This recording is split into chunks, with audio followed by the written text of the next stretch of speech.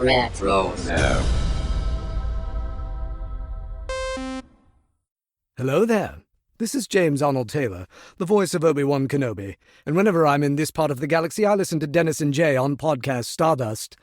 Makes flying a little more tolerable. Don't tell Anakin.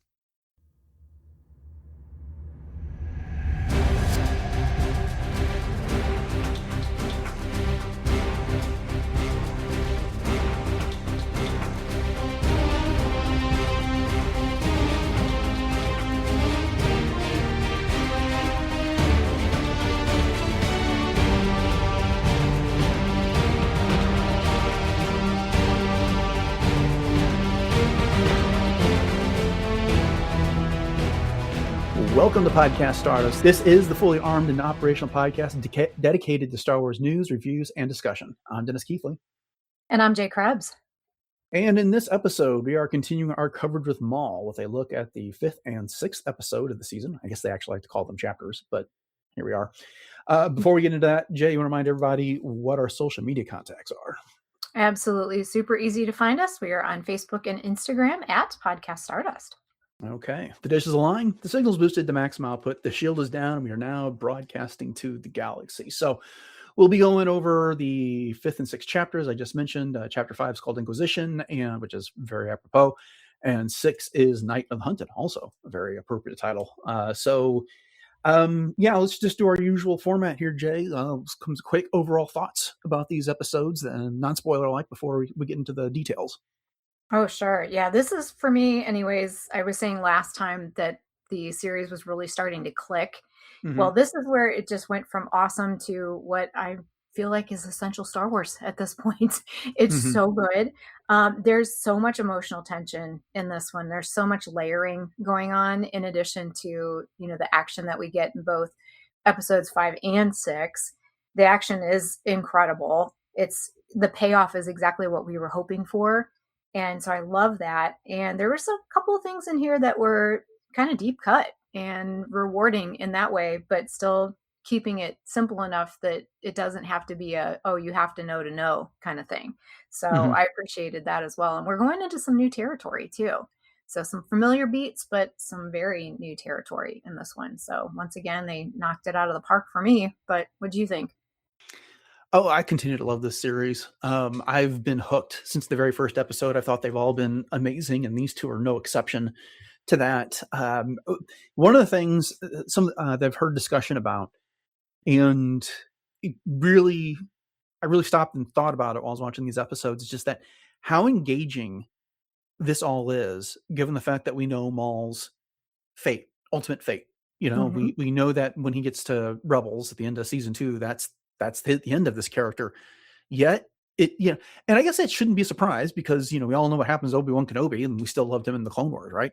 And what actually happens to Anakin Skywalker, and we still loved him there as well. But just this was never intended to be the A-list character. Maul was a villain who did not survive the first movie of the saga, and then did come back and just captured everyone's imagination. But at the end, it's just like, where are we ultimately going with this? Well, we know where he ends up, but still, this is engaging, which I find to be remarkable. Also, the art and the animation style on this, every time I watch the episodes that drop on Monday, it just continues to impress me. When you look at Janix, if you look at like all the clouds that are in the sky, stuff, that it very much is that watercolor type of a style. The everyone is drawn in a less precise fashion. It's not as crisp as what you would have seen in the Bad Batch or the Clone Wars.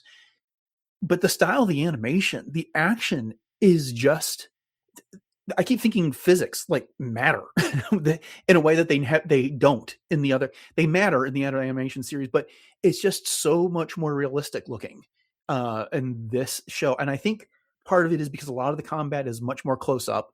I think it's not, I'm having a hard time trying to figure out how to describe this, but yeah, there's some jump kicks and things like that. They're using the Force, which obviously we can't do and stuff, but they're just, the base of everything is so grounded in realism that it really, really impresses And I think the other thing is that one of the features of Star Wars animation has always been the lighting.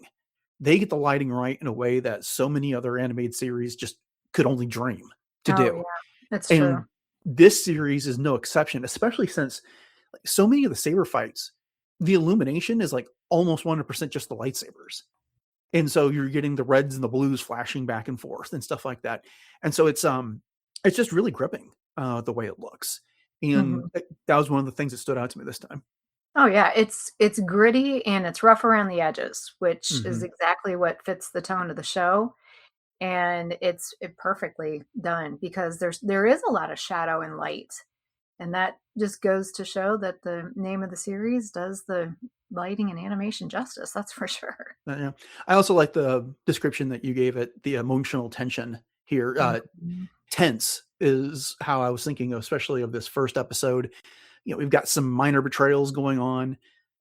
We've got characters that are still trying to figure things out, trying to figure out Mhm. how they're going to resolve it, trying to protect each other. So yeah, it's really, really full of that. Again, I'm going to go ahead and start wrapping up this non-spoiler portion, unless you got anything else you want to add to it real quick, just because I want to get into the details here, and it's hard to discuss without getting into what's actually happening. No, let's jump right in. Okay. All right. Well, then let's start off with chapter 5, which is called Inquisition. You want to go ahead and give us the summary? I'd love to. The Empire has arrived. Lieutenant Blake leads the Imperial takeover of Janix and the search for Maul. However, an Inquisitor, Marrok, is also investigating the whereabouts of the former Sith. Devon and Master Daki avoid stormtroopers while looking for a place to hide. Unable to find his father, Riley contacts Lawson's estranged wife, a member of the Empire, for help, and she assures him that the Empire is there to keep them safe. After getting interrogated by Marrok, Lieutenant Blake releases Lawson, who returns home to find Devon and Daki with Riley. Right. So, a fantastic episode. As I said just a moment ago, really, really, really tense. One of the things, and one of the reasons why I say that is that I'm thinking of the interaction between Two Boots and Lawson.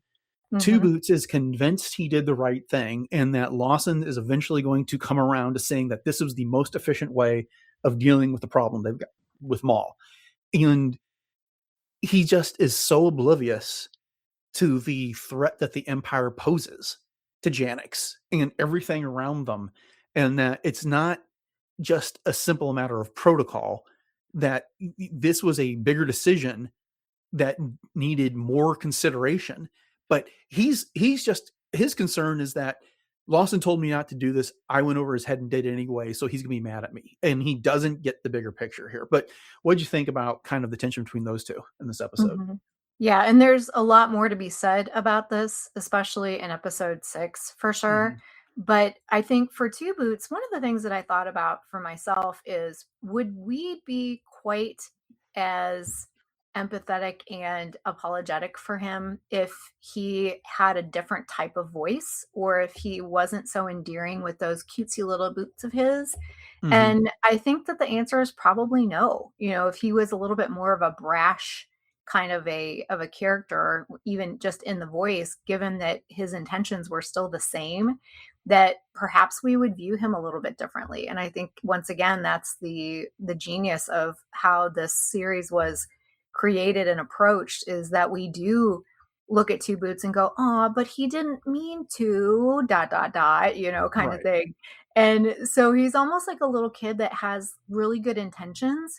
I think about kids when they are in their growth stages in their psychosocial development, and of course this goes back to me being a child development teacher once upon a time. But there's this kind of crisis that kids go through where they're looking at rule bound kind of things versus being able to step outside of the box, and it's all Eric Erickson stuff, but essentially he's looking at this like, no, this is the rules, this is how it is. And the fact that you said, well, you know director or Captain Lawson's going to be upset with me, that's his main thing, is that he wants to do right by him, but he also wants to follow the rules. So that's what's so endearing, I think, to him. But he's also valued, which Mm-hmm. is something that you don't get a lot of times in these industrial kind of droids, you know what I mean? So he's actually got a relationship with Lawson, and so that sets him apart as well. Yes, and I think the first thing that you said about his voice and his mannerisms, making it easier for those of us in the audience to forgive him, is right on, because contrast him with Lieutenant Blake, the Imperial officer that's in charge of everything that's happening here on Janix. And he is another guy who is Imperial by the book, but he's mean, he's harsh, and he's condescending. And so we have no empathy for him by comparison. And, it just does helps that Two Boots, again, he's acting out of the best interest of Lawson and the people there on Janix, whereas Lieutenant Blake is acting. I put in the notes this kind of like the cruelty as a currency of the Empire, which is, we're here, we got a job to do, but that's not enough. I am going to throw my weight around, and I'm going to be cruel while I do it, and I'm going to be insulting, and I'm going to stick to Imperial policy and regulation to the nth degree, no matter what the repercussions are for this. And that's going to make me valuable in the eyes of the Empire here. Yeah. Contrast that again with Two Boots and then the police there on Janix. You've got Chief, what's her face? Kleiss, who's, she's upset that Two Boots went over Lawson's head. She doesn't like this either. She didn't want the Empire getting involved. She knows what that means for Janix, just like Lawson does. And so she's willing to play a little loose with the rules as it's needed, because it's necessary for efficient. You can't not be so bureaucratic and then expect harmony as a result. And so anyways, that's the contrast that stood out to me, was Two Boots on one side and Lieutenant Blake. And of course, there'll be more of that in the next episode when those two have a interaction as well. Exactly. Yeah. Lieutenant Blake is more of a droid than Two Boots is in a lot of ways. And you nailed it when you said it's the institution and it's the hierarchy. And there's a lot more far-reaching implications to that than just this particular situation. For example, Marrok. Yeah, but put a pin in him for just a second, because I think the other angle on this discussion we're having is Riley's mother. And when Riley can't find his father, he then tries to call his mom and leaves a whole bunch of messages, and she finally gets back to him. And she's like, what's going on? And then Riley goes like, well, the Empire's here. There's something big going on. Dad's in trouble. And her response simply is, well, if the stormtroopers are there, it's to keep everybody safe. So cooperate and everything will be just fine. What do you make of that? I mean, of that, there's obviously, getting back to that word that we started using, tension here. There's tension in this family between Banter Lawson and Riley's mother. Did she get a name? I don't think she's been named other than just being Riley's mother. And I didn't catch it. Right. And then there's Lawson doesn't like the Empire. She seems to think the Empire is just fine. It's nothing to be afraid of, that if you cooperate, everything will be good. And Riley's caught in the middle of all this. But what do you think about that? I think about what Maul said to Devon when he said, "You've been indoctrinated." And so I'm wondering what the backstory is here behind Riley's mom, because there was obviously a reason why she felt so compelled to join the Empire as opposed to staying on Janix. And what was her reasoning for that? And so I think for her, just as we've seen in the past, there's things that happen that I believe she's pseudo aware of. She's kind of aware of with the Empire, but she doesn't see the day-to-day kind of, as you said, with the way that they treat people. And so I think that goes along with it. She doesn't see that. She doesn't see, as you said, cruelty as a currency. She doesn't see that aspect of things. She just sees it as order, and this is how things need to be. And if you just cooperate, things will be fine. And so again, like you were saying, contrasting that with what's going on Janix, it's very, again, institutionalized as opposed to human oriented, which is where I believe Janix is in this whole equation. Yeah. I looked closely the second time I watched this episode to prepare for our discussion. I didn't notice like any rank insignia on her tunic. Lieutenant Blake, has his displaying right that. So she seems like she is an Imperial underling. I mean, technically Blake is too. That rank of lieutenant is not really high up the chain in the Empire there. And so I think you're onto something, that whatever it is that she's doing, whether it's, I'm thinking back to Cyril and Andor, Oh yeah. being, working in some sort of an office in a cubicle or whatever, and it's just this existence where he's seeing paperwork, but he's not really seeing, like as you just said, he's not seeing the day-to-day type of stuff. For her, it's whatever position that is, it's you're only going to be in trouble with the Empire if you have a reason to be in trouble with the Empire. If you're cooperating with the Empire, they're going to keep you safe, and can only be a good thing for you. And right, we'll get a little bit more exposition from Lawson in the second episode about his history with Rena and why those two have each other's back. And so he's got a bit more of a worldly perspective than she does. Right. And so, yeah. Yeah, I was just going to say, as we've seen time and time again, too, the people that joined up with the Empire, especially at this stage, for the most part, just thought that they were doing something for the greater good. They didn't think that they were signing up for something that is, quote unquote, evil. She sees it as, this is the first galactic empire. It's, a safe and secure society. So, she's just kind of following that philosophy and that type of idea that this is what's going to provide structure. This is what is going to, help everyone to actually do better in their lives. And so I think that whatever it is, I would like to think that she joined up for those altruistic reasons as opposed to, something nefarious kind of thing. No, I don't think she had a nefarious purpose, but I think Lawson is frustrated with her because she does not see what it is that the Empire is doing. She's only, she must only be getting the pristine, sanitized reports about what's going on. So one last thing from this area of the show before we move on to Marrok. It's just that I loved the bit at the beginning when we're in the police headquarters, and this is before Lieutenant Blake is showing up, but Chief Kleiss is talking to Lawson, and she's going on about how he's made a mess of things, but and he said, well, I'll take the blame for this. And she's like, oh, now you want my job too. And then she's like, we don't have anything to worry about. It's not like we're harboring Jedi. And just that like micro expression on Lawson's face, like, well, he doesn't tell her, but at any rate, that was a fun moment. Okay. Marrok. So, we know there's two Inquisitors in this series based off of the trailers we've received.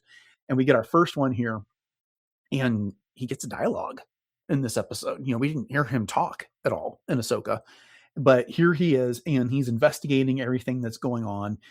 He does question Lawson, and in this case, he wants to know everything. We don't really hear much about that conversation. They cut away from it and then come back after it's all over.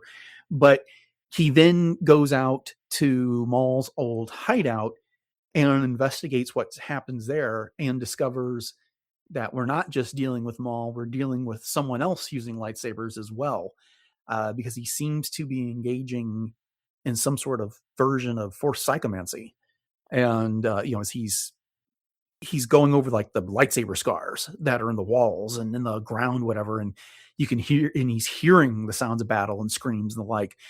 Really fascinating use of this character, because he was really just kind of used in that same way we're talking about Maul in the Phantom Menace. He was kind of used as like an attack dog in Ahsoka. He didn't really get a whole lot else to do, but here he is being an Inquisitor. He's interrogating people. He's out finding out the truth about things. It is the very definition of the word of Inquisitor.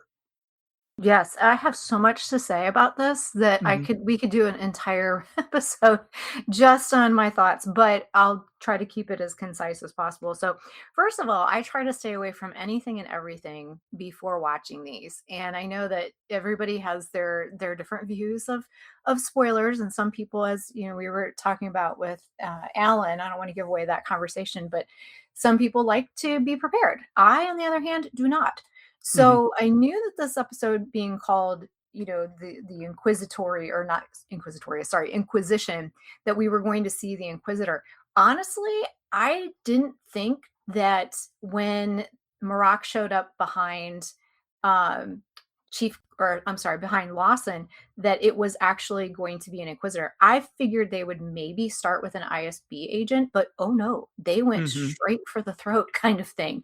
And the fact that there were scratch marks on the table where Kleiss had been interrogated before Lawson was just chilling.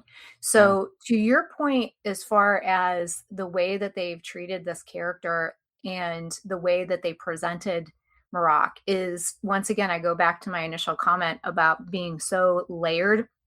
They've added so much more layering to not only this particular character and this particular Inquisitor, but I think just Inquisitors in general. Because you're right, Maul was an attack dog. And that's kind of where the Inquisitors are at this point.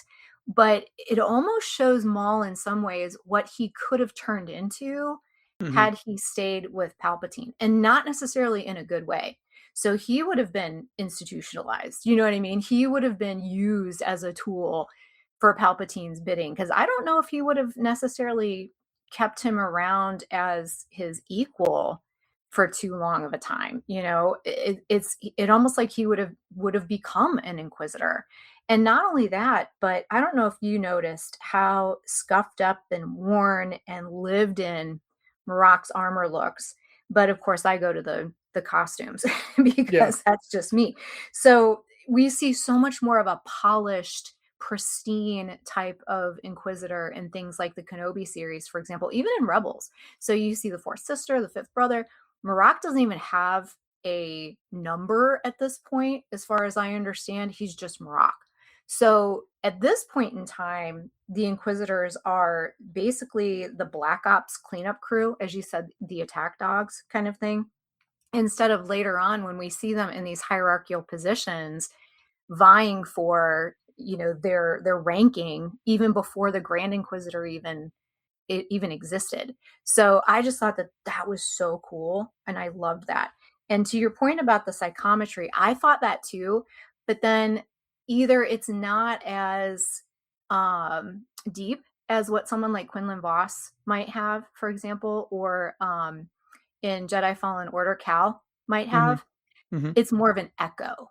And I think that's because Maul is so strong in the Force that he couldn't help but to leave such a strong Force echo. So I'm not completely sold on the psychometry thing yet, even though you know me, I love me some psychometry. That's my favorite Force ability. Yeah. Well, and I think for whatever reason, it worked best the way it was presented in this episode. Simply because I don't know. I think when you're playing a video game and Cal Kestis is using that ability and stuff like that, it's one thing where he can pause and listen to an entire conversation through touching an object here. But wandering around this hideout where there's just this huge battle and stuff like that. And I like your idea of the echo of what happened there with the blows. I think to me that just kind of made more sense. And perhaps he's just not as powerful with that ability as others are, but he recognized the saber marks there. And so it's not like he had to put a whole lot together, but it was just enough that he could brush up against those things. But it's also kind of just the style of the show, right? When we were just talking about in the last episode, Sam Witwer's screams being in Maul's saber blade, when he's swinging around in certain situations. So as much as we talk about the visual style, I think that's also part of the soundscape of this episode, is this type of this series, I should say, is this type of thing. So there's that as well. Okay. Devon and Daki. I think I've settled on calling Iko Dio Daki in this situation. Easier to say. Devon and Daki also kind of rolls off the tongue. But so they are right. They're trying to make their way out of Janix because obviously, they're Jedi. They're on the run. We see them multiple times trying to work their way through the city. They need to ideally get off world. But the beginning of this episode, you hear the announcements from the Empire about how all off world travel has been suspended. And and so the next idea is, well, let's get out of the city, and there's some ruins that we can go hide in, but they have to navigate around the stormtroopers. And so they'll be going down the street, they come around a corner and they see stormtroopers coming the opposite way. We see speeders getting stopped and identification being asked for.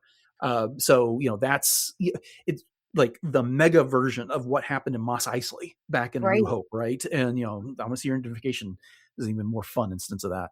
Yes. Well, actually, they do. He does use the mind trick. You've seen my identification. We can go. In this episode, it's hard to keep these two episodes straight because it's like they flow into each other so well. But at any rate, as this is happening, Devon is experiencing some depression here, and she's realizing what their existence is that they are going to always be on the run. They aren't going to be able to put down firm roots. They aren't going to be able to carry on their mission as Jedi as they knew it before Order 66. And she asks us, is this what our future holds? Always running and hiding. And I loved Daki's response to that. It's like, I hear your voice, but Maul's words. Mm-hmm. And then he goes on to comfort her later. It says, like, I've been around for a long time. I've seen a lot of things, but tyranny is always defeated. We must remain hopeful on this. So, anyway, what did you think about their interaction and just their involvement in this episode? Well, you pulled out some fun things, and that Jedi mind trick was one of those nice little callback deep dive kind of things that I was talking about earlier. But also the fact that he said that I've been around for a long time and I've seen a lot of things. So it's very similar to the feeling that I get from Maz when she was telling that, she was telling her story and how long she's been around to see different things. And we were kind of theorizing about how long Daki's species is, what their longevity is. So I'm wondering if that's a little hint drop to maybe some things that either maybe not necessarily in this series, but we might get as a supplement or a support kind of thing in maybe comics or a tie-in book or something of that nature. But that Devon, as you said, she's getting to this point where she's seeing that a lot of the things that they're doing feel really futile. Mm-hmm. And she even goes so far as to say it's a waste of our abilities. And so once again, like you said, Daki was counseling her and saying, well, that is your voice, but Maul's words. And she says something to the effect of, well, he has a point. So, he's getting his little claws in there. And she even talks about making Maul an ally, almost the idea of we've said a bazillion times, the enemy of our enemy is our friend kind of thing. And Daki's just not having it. He said, no, that's just not the way it's going to be. And I don't remember if I think it was in the next episode. Yes, it was, where Daki frames the idea of Order 66, but he doesn't call it that. He calls it a Jedi purge. So it's because obviously they don't know that was the order that was given specifically. They just know what they dealt with and what the aftermath of it was. Yeah. Yeah.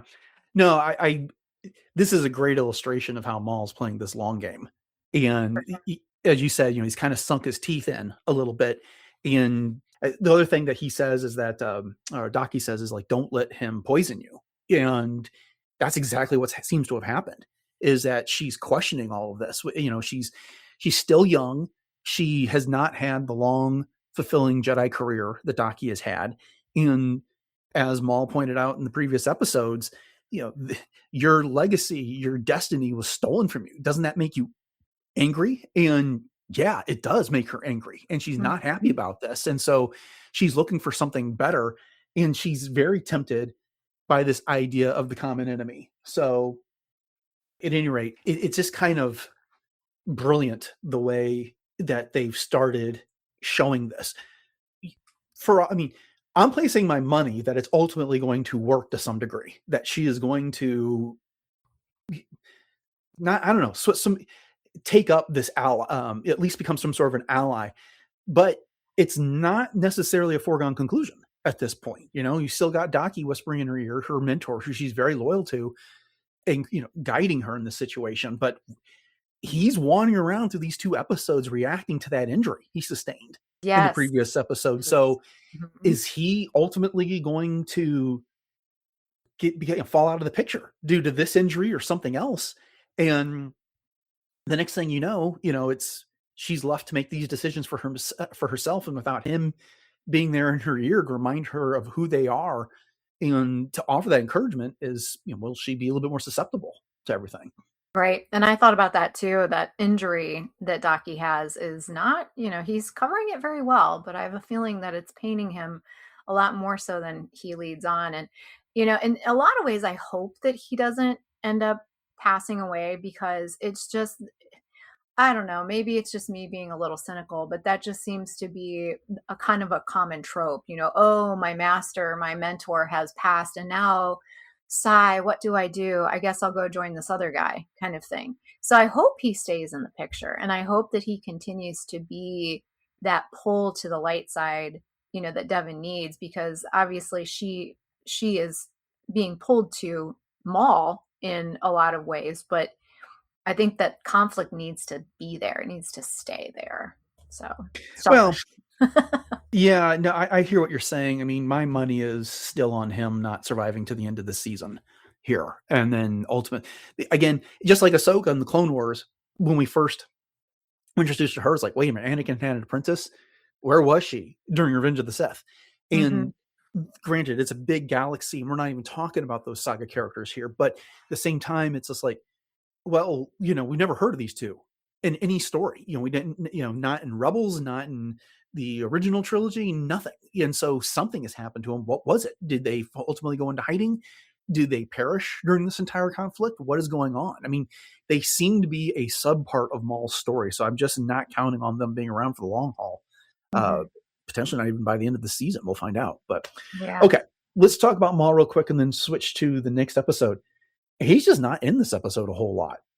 He is much more of a backseat player, and it's interesting because when we do see him for the first time, they're getting the spy bot report is relayed to Rook Cast, and then she is telling him that there's an Inquisitor. We should consider leaving, and his response is nope.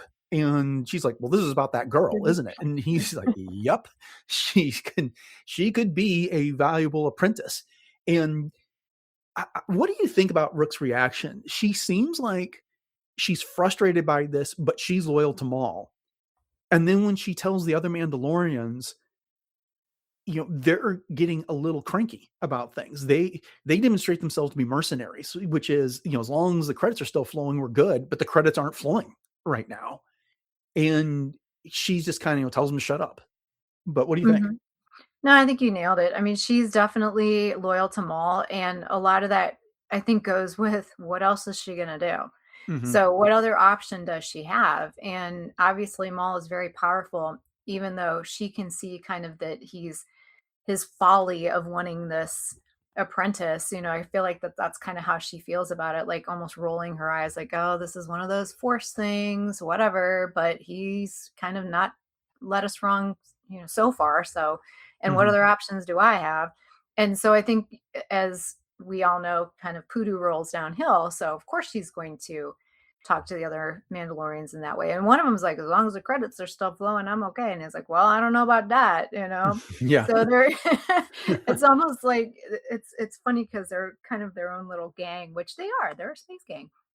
But Rook is kind of in the middle, trying to hold peace between everybody too. But she'll do whatever Maul wants.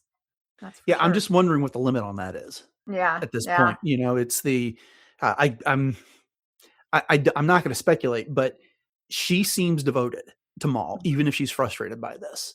But at some point, is the frustration of the other Mandalorians going to win over on this? Is she going to have to turn on the Mandalorians? Is she going to have to turn on Maul? Is she going to have to do something Maul doesn't want while still trying to remain loyal?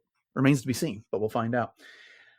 Okay, so this episode ends with, I love the beat when Lawson returns home and finds that Riley has taken in Daki and Devon, and he is not happy about this. But that gets us into Chapter 6, Night of the Hunted. You want to go ahead and give us the summary for that one? Yeah, and one thing about that final scene is that when Lawson sees them there, he and Riley both take the same stance where they put one hand up and kind of rub the back of their neck. Like, oh my gosh. So, the whole apple doesn't fall far from the tree thing. I thought that was a nice little touch. All right. So, on to episode 6, Night of the Hunted. Here we go. Lawson is not pleased to find the Jedi hiding out in his apartment. And as he is convincing them to leave, Marrok arrives and the pursuit is on.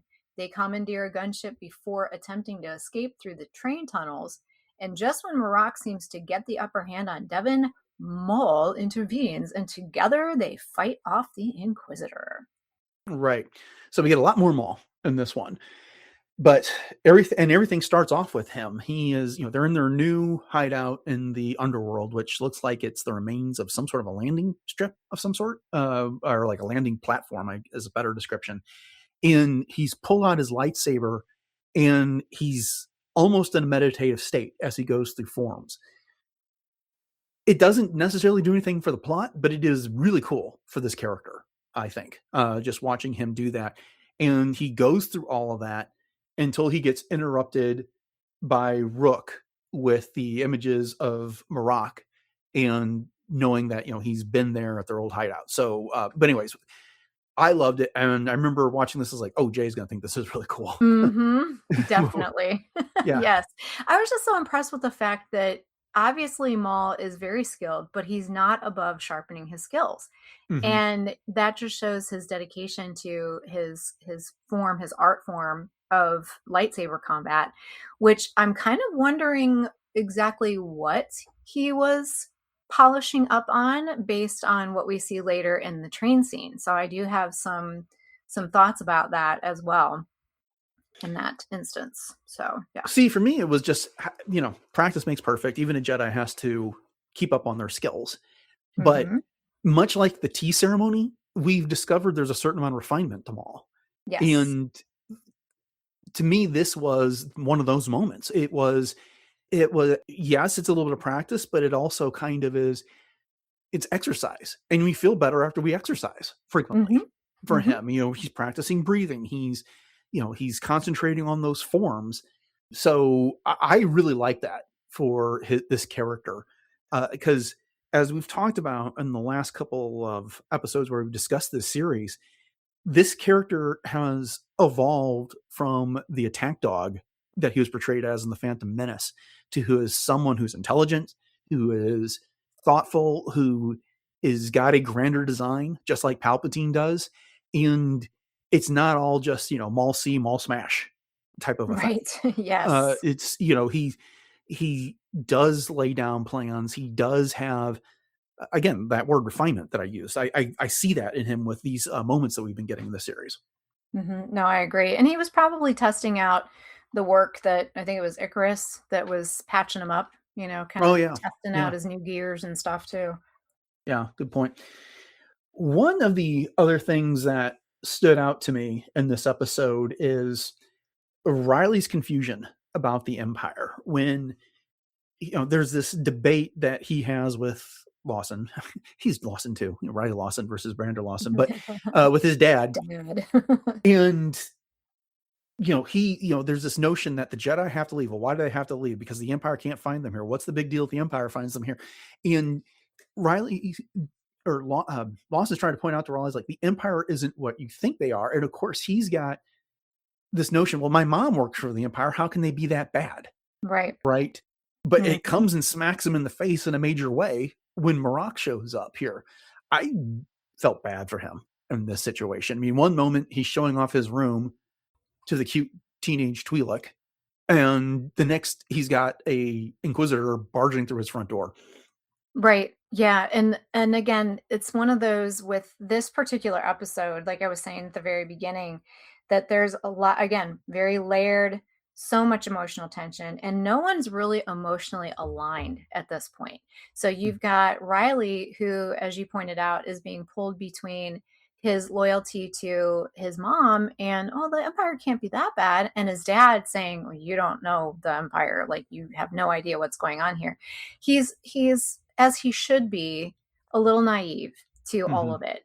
And so, as you said, he has the reality rug just kind of snapped right out from underneath his feet. And he's going to have to wake up in a big hurry and grow up in a big hurry too, unfortunately. Yeah. What did you think about that moment where they're in the kitchen and Lawson wants to talk to Docky? And so basically it's Riley, go show Devon your room. And that just like annoyed sigh she lets out. And she's Oh, like, yeah. okay, come on, Devon, let's let the grown-ups talk. And this, that, the other. Mm-hmm. I mean, are you reading anything more into that beyond just a teenage, the world is so unfair, I should be able to sit here and listen to this type of thing, and now I have to go play in the other room with the other kids type of a situation, or what are your thoughts? Well, I think that they couldn't just exclude Riley. Mm-hmm. And so obviously it was the best thing to allow Riley to have a little bit of company in Devon. And Devon's frustration, I think, also comes from the fact that it's not just her age, but the fact that I've just been through a heck of a lot and I've just seen a heck of a lot and I can contribute to this conversation. But she was being respectful and she understood that, even though it was annoying to her and maybe she didn't agree with it, that Master Daki had a reason for it. And maybe it was better if she was out of this particular conversation, even though she didn't really like the idea of it. Yeah, it was also kind of fun, just like looking at her and Riley in his room as they're comparing, contrasting their lives and their upbringing at this point. She didn't grow up playing games. She didn't grow up with parents and going to school, whatever. And Riley, in the meantime, is talking about his parents aren't really together right now, which is tough for him, and he stayed behind to play boatkin. Is that how you pronounced it? Was the sport that he's involved in? So he's got that going on, but just just a neat little moment there between the two of them before Marrok barges in and ruins Hmm. everything. Yeah, it Okay, was very skeleton crew feeling, getting back to kind of just the wonderful part of childhood that we all love. yeah, it was kind of more the high school version than the Yeah, elementary school or right. middle school version Exactly. we got in Skeleton Crew. Okay, so Marrok has done his inquisitorial duties and tracked the Jedi down to Lawson's apartment, and he barges in. The fight is on. Stormtroopers arrive. There's quite the pursuit. They get out onto the roof. It's funny to me, like how quickly Devon feels comfortable, like dishing it out to Lawson, because Daki sends her after them to look after the Lawsons, and she goes to the roof as the gunship shows up, and so she starts fighting it off, and then she yells over at Brander, is like, maybe the roof wasn't such a great idea, and then he just does not miss a beat. Maybe showing up at my apartment wasn't such a good idea, Yeah, that was but great. yeah, but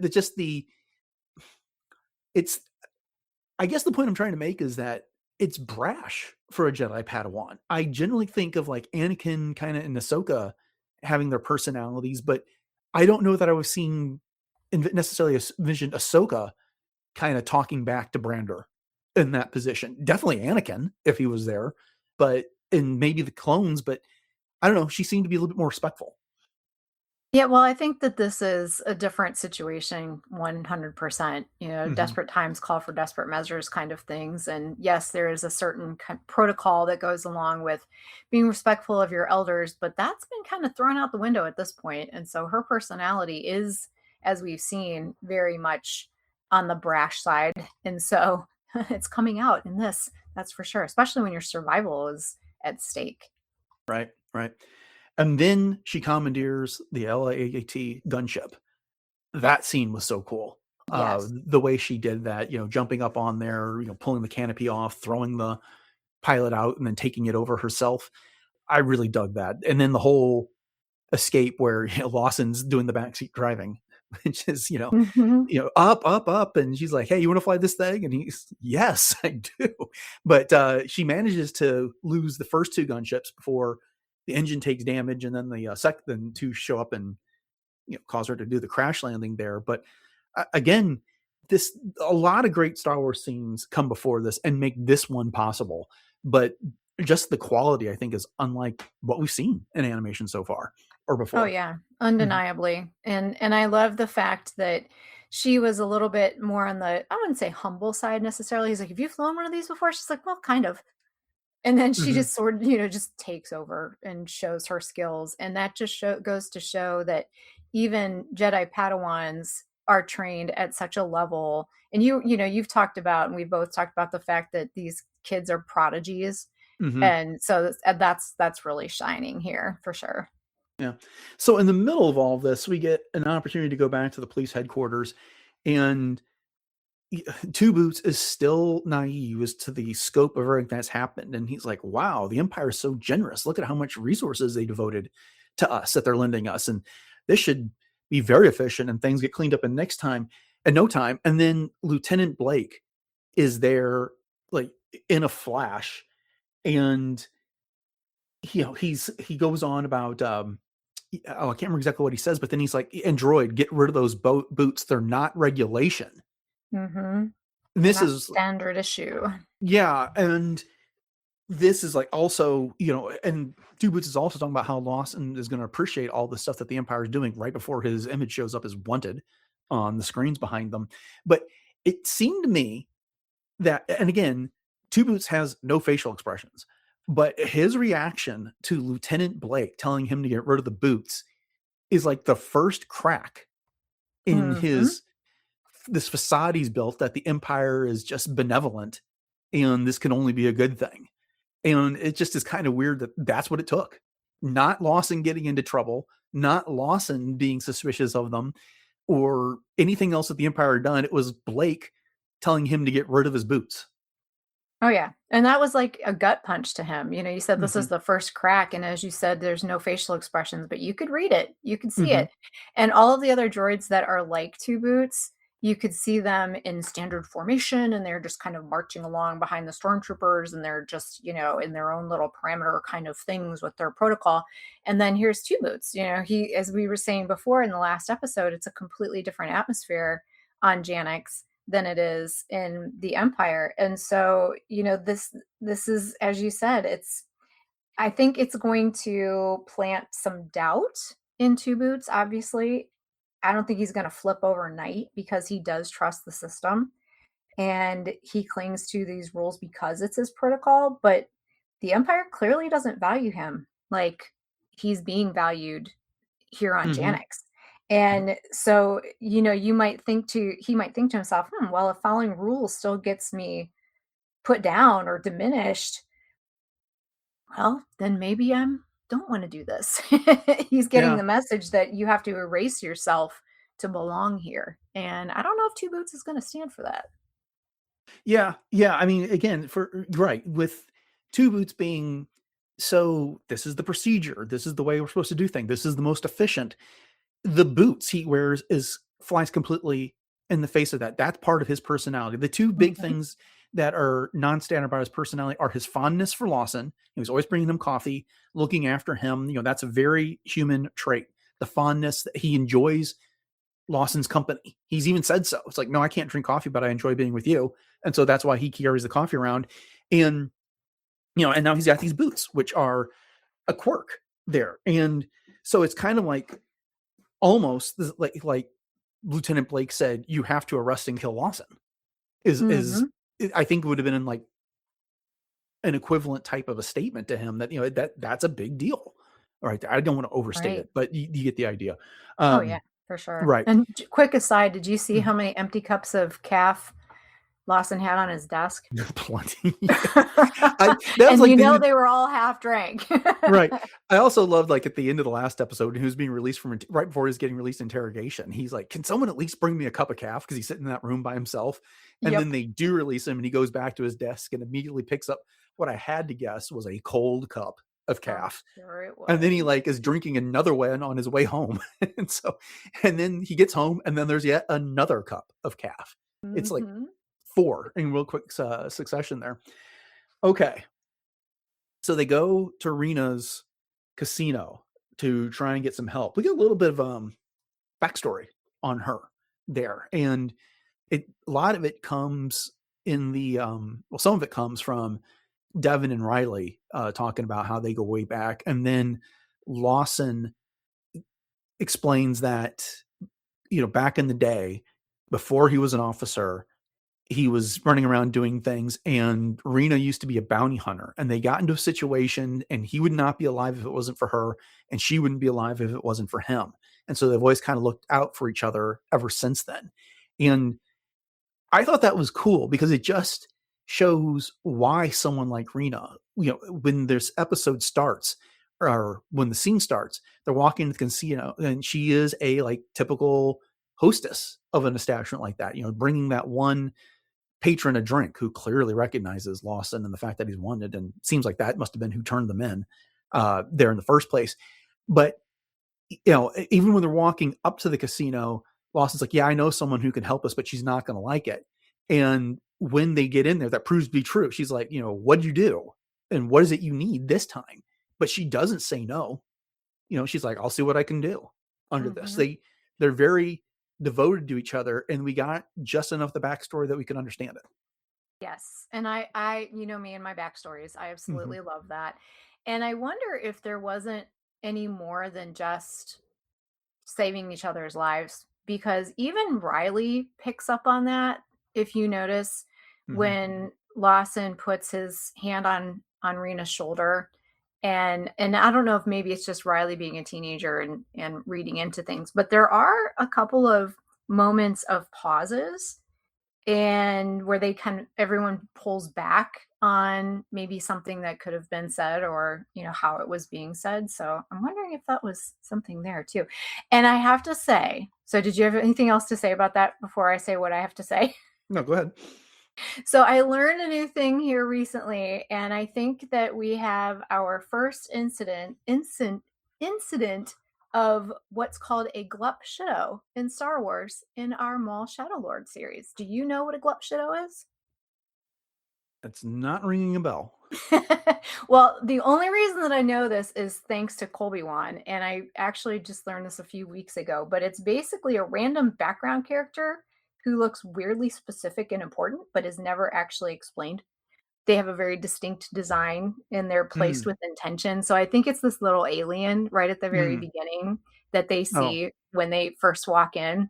Yeah, the patron that I was talking about. Yeah, exactly. Yeah, right. So I was just like, oh my gosh. And I even sent a picture of this alien to Colby, and I'm like, does this qualify? He goes, oh yeah. Yeah. Yeah, because she gets the calf or the drink or whatever it is, and she's all satisfied.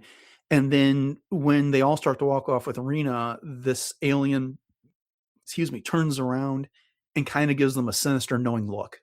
Like, and that's why I think that was the person that tipped off the Empire that these four were there.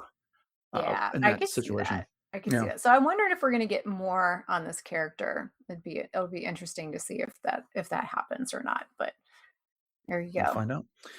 Okay, so the big moment in this episode is the train fight. So Devon and Riley get into the train station, and they're being pursued by Marrok. And then the train takes off, and the fight rages all over the back of the train. And just when Marrok has got Devon pinned down and demands to know where Maul is, you'll tell me. And then Maul's there, says, I'm right here. And he's been keeping eyes out for what's going on with Devon this entire time, and picked like the perfect moment to intervene. And so the fight is on, Devon and Maul versus the Inquisitor. And it ultimately ends when Devon severs the link between the two cars. And so they go sailing off, and the Inquisitor is left behind. And Maul turns to her and says, now you've seen the face of your true enemy here. Yeah.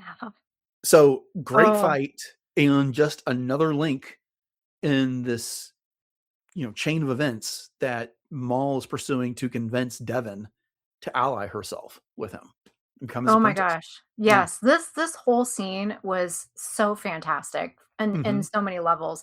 And I found myself saying holy poodoo quite a bit throughout some of these 2 episodes, but especially that shot when Maul is standing there looking down at Devon, and you see the tunnel lights behind him, almost kind of like hyperspace in a way. Holy cow. That was one of the best shots ever so far.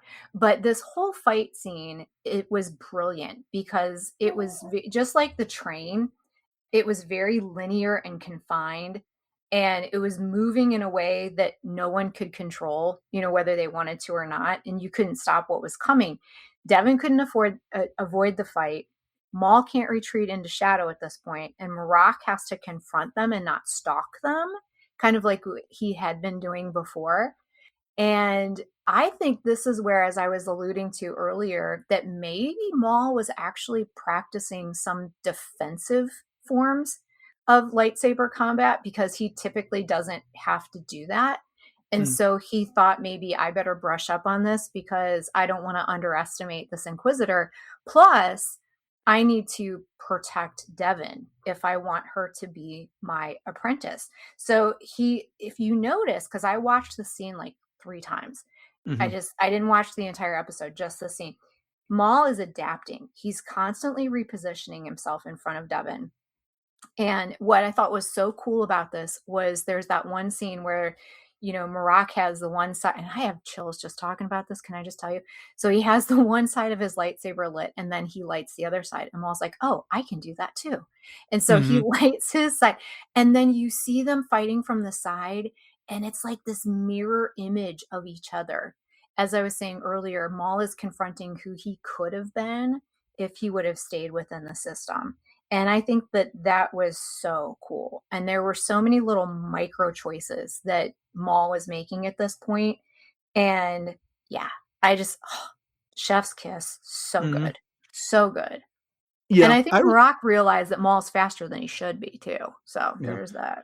Well, one of the things that I loved about it was that when you mentioned that Maul ignites both of his blades and Marrok turns on like the cheater version of spinning the saber, right? I think that was Dave Filoni that once mentioned that with respect to Rebels, that they aren't as good as Maul, where he can spin that double-bladed lightsaber around real fast just based on natural talent with the Force and everything else. They have to, they go into cheater mode with that and let the blade do it for them there. Yeah, I mean, for me, I like your idea that this is what Maul could have been, but he was cast out on this by Palpatine. It was not so much that he chose to leave, but I do think there is something to that. If he had not been cast out, he may have been relegated to this type of position, but he's so much better than that. And the other thing that I loved about this fight was just like the chaos of being on the train. Devon lost her lightsaber like twice in the fight and had to call it back to herself and the Force. I also am wondering if once Maul showed up, she wasn't trying to show off a little bit for him, because I'm thinking of an instance where the Inquisitor got pushed back to the back of the car and she went charging forward by herself as opposed to letting Maul lead the charge in that part of the fight. And so again, when Maul was talking to her back in, I think it was episode 3, about, if you defeated me, wouldn't that impress your master type of a thing? Yeah. If she defeated the Inquisitor, wouldn't that have impressed Maul in this situation? And she still has these ideas that their common enemy is the Empire. She was just telling Daki about that in the past episode. And so, maybe I can show Maul that I am worth it here. And we could do something like he's talking about, maybe not, but the fight ends with the Inquisitor, and then she turns around and holds her saber up to Maul, like, I'm ready to take you on if that's what it's going to come to. But then he deactivates his blade and says, now you've seen the face of your true enemy, and then he leaves from there. So I don't know. I think we're running out of time, because otherwise we could probably spend another 30 or 40 minutes talking about this. But the fight was just absolutely brilliant. It said so much, and I'm really curious to see how it all plays out. Oh, me too. And just the fact that, and I think you're right too, just really quickly, not to belabor the point, but I think that Devon was also feeling a little bolstered by Maul's power, knowing that she was fighting side by side with him. And so that she could let loose a little bit more with maybe some of her skills that maybe she didn't always use, or maybe because she never had to, kind of thing. Because how often do you fight someone truly on the opposite side of a lightsaber other than sparring? She's always had to fight the bad guys, so to speak. So I think there's something to be said about that too. So this episode ends with Marrok having returned to the Star Destroyer and he begins a holo transmission. We only see a small portion of whoever it is he's talking to. And he basically says Maul is more powerful than we anticipated. And and then asks for instructions on that. Mm-hmm. Who do you think he was talking to? Oh, Palpatine. No, wait, it couldn't be. Well, yeah, I think it could be. Yeah, I think it was actually. I think it was Who do you Vader. think it was? Oh, that Because makes sense. Yeah. the Inquisitors report to Vader, and he says "my lord," but that could have been Palpatine as well. I had been wondering if it was the Grand Inquisitor, but I don't know that he would have addressed the Grand Inquisitor as "my lord." Yeah, I was just gonna say I don't even think, like I said, that hierarchy has even been established yet. Well, I think it has, because I got the impression from Tales of the Empire. Was it Tales of the Empire, or which one was it that had Barra Sophie in it? Yep. That the Inquisitor was there. The Grand Inquisitor was there in those things. So I was assuming that hierarchy was already established at this point. But I still don't think he would address the Grand Inquisitor as "my lord." It would have been like Grand Inquisitor or something like that. Yeah, but maybe Darth Vader is a better choice, because that makes sense. Although I guess Palpatine could be Lord as well. Yeah, and either one of them, the title, like I said, the title works for either one of them. But and I'm going to be careful, because I don't want to set myself up for disappointment if it's not Vader. But that provides the opportunity for Vader and Maul to face off at some point in this series, if that is that would the be case. So cool. Yeah. Wow. Something that's only been seen in like a What If comic from Legends has this opportunity if that happened. So we'll see.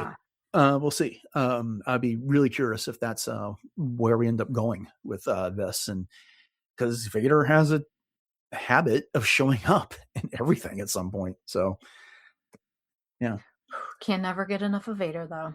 All right. Well, we will see. I don't know if it'll be next week. I mean, we got one more Inquisitor to show up too, so we'll find out. But all right. Well, then I think we'll go ahead and wrap it up here. Thank you all for joining us for this episode of Podcast Stardust on our discussion of Maul Shadow Lord chapters 5 and 6. We hope you enjoyed it, and if so, we hope you consider subscribing to the podcast if you haven't done so already. You're listening to this, I assume you know how to do that, and we are available on pretty much every one of the platforms. If you want to check out more Podcast Stardust beyond what you can find on your podcatcher, head over to retrozap.com. Our entire back catalog of all previous 1,024 shows are there. And then we would love it if you could reach out to us on social media. And I'm going to get to some feedback here in just a second. But Jay, you want to remind everybody what our social media contacts are? Yes, you can always reach us at Podcast Stardust on our Instagram and Facebook pages. And you can also check out all of our Pinterest boards, as well as subscribe to our 2 YouTube channels. So if you want to get even more access to Podcast Stardust, you can do that on the traditional YouTube as well as YouTube Music. And if you would like to reach out to us via email, our email address is podcaststardust@gmail.com. And if you'd like to support the show even further and pick up one of our Podcast Stardust pieces of swag, you can head over to TeePublic, and the link to that will be in our show notes. And we do have 7 different show logo designs available, so chances are you'll be able to find something you like. Yeah. So this was fun. The crowd over at the BOGP, Beercast Podcast Discord, gave us a little bit of feedback. Marlessa asked me to tell you that she really loves your Sisyphus analogy for Maul. So, nice. Yeah. And then Trisha chimed in with, she'd heard, with the announcement about Celebration. She hadn't looked at the price of tickets, and she was absolutely aghast at the $1,200 price tag for the VIP tickets. But she's going to be happy with the basic ticket for a fraction of the price, which amen to that, Trisha. We're right there with you. And then Paul chimed in and said that he loved this week's episodes of Maul, and he also enjoyed the recap of episodes 3 and 4, and the fact that we gave Trisha a shout out, and he loved the Bane podcast as well. So awesome. Yeah, thank you all for the feedback. We do appreciate that. It's fun to know that people are getting something out of the show. We do it for fun, and we'd be doing this even if no one is listening, but it's nice to know that you all are enjoying it out there. So yes, thank you so much to everyone who responded, and we always love to hear feedback, so please keep sending those in. Okay, you want to remind everybody what you got going on in cosplay? Sure. So over on my Instagram, which is at j.snipscosplay, you can catch me as mainly Ahsoka right now, especially with the May the 4th holiday coming up here. I'll be posting some places where you can find me and things that I'm going to be up to. And you can also catch me as my fourth sister Inquisitor. So you have to check that out as well. As my original concept Mandalorian, who knows? Maybe I could work as a mercenary for Darth Maul and some other fun things as well. Okay, so upcoming on the show on Monday, we have a bit of a news episode. There's a few things that came out recently. We're recording these earlier than usual, so the news is not going to be as hearty as what we usually expect. But then on Wednesday, we are on Wednesday, Alan Voivod is rejoining us after he just did the Force Awakens segment to talk about his book Hyperspacing Hope. So make sure you all come back for that. It's a fun discussion. I can't wait to share it with y'all. With all that said, thanks for listening to episode 1025 of Podcast Stars, everyone. Have a great weekend. And until next time, may the Force be with you.